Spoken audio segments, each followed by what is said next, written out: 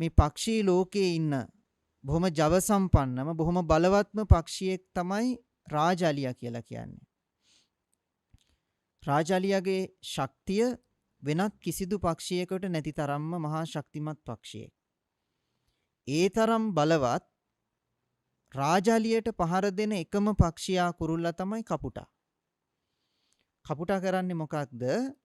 රාජාලියාගේ හිස මතට ඇවිල්ලා පිට මතට ඇවිල්ලා රාජාලියාගේ බෙල්ලට කොටන්න පටන් ගන්නවා. කපුටෙක් තමන්ගේ පිට මතට නැගලා තමන්ගේ බෙල්ලට කොටනවා කියලා දැනුණාම රාජාලියා කොයි වෙලාවකවත් ඒ කපුටත් එක්ක සටන් කිරීම සඳහා තමන්ගේ කාලය හෝ ශක්තිය වැය කරන්නේ නැහැ. රාජාලියා කරන්නේ තමන්ගේ ශක්තිමත් පියාපත් හොඳට විවෘත කරලා ඊතා අධික වේගයෙන් ඉහළ ආකාශයට ඇදෙන එක.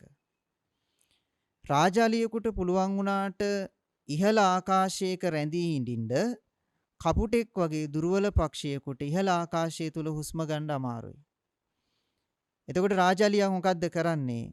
කපුටෙක් එක්ක සටන් කරන්නේ නැතිව ඒ Tamanගේ පිටමත රැඳී ඉන්න කපුටත් එක්කම අධික වේගයකින් ඉහළ ආකාශයේ වෙත ගියාම සටනක් නැතුවම මොකද වෙන්නේ? කපුටට හුස්ම ගන්න බැරුව සිහිසුන්ව ඇද වැටෙනවා.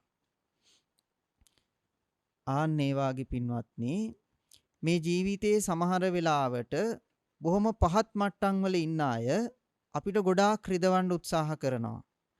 අපි වැරදි නොකරම සමහර වෙලාවට අපිට හතුරුකම් කරනවා.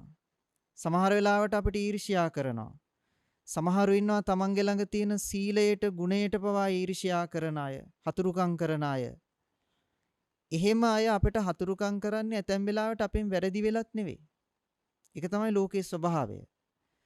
බුදුරජාණන් වහන්සේට දේවදත්ත හාමුදුරුවෝ ජීවිතේ නැති කරලා දාන්න තරම් වෛර කළේ, හතුරුකම් කළේ භාග්‍යවතුන් වහන්සේගෙන් සිතුවිල්ලකින්වත් දේවදත්ත හාමුදුරුවන්ට වැරදි වෙලා නෙවෙයි. ඒක නිසා මේ ජීවිතේ අපිට ඇතැම් වෛරක්කාරයන්, ඇතැම් සතුරන් හම්බෙනවා අසීමිත විදියට රිදවන්න හදන. පින්වත්නි, රාජාලිය අපට කියලා දෙනවා වගේ අපි තේරුම් ගන්න ඕනේ එවැනි පහත් අයත් එක්ක පහත් මට්ටමට වැටිලා සටන් කරන්න අපේ කාලේ අපි විඩංගු කරන්න හොඳ නැහැ. අපිට තියෙන ශක්තිය මේ දුර්වල පහත් මිනිස්සුත් එක්ක ගැටෙන්න තරම් අපි නාස්ති කරන්න හොඳ නැහැ. රාජාලියා කරන්නේ තමන්ට රැඳෙන්න පුළුවන් සුදුසු උසස් තත්වයට වහා ගමන් කරන එක. ඉබඳු උසස් තැන්වල පහත්යයි කියන අයට, දුර්වලයයි කියන අයට රැඳී ඉන්න පුළුවන් කමක් නැහැ. ඒක නිසා අපිටලත් තියෙනවා සීලාදී නොයේ ගුණධර්ම.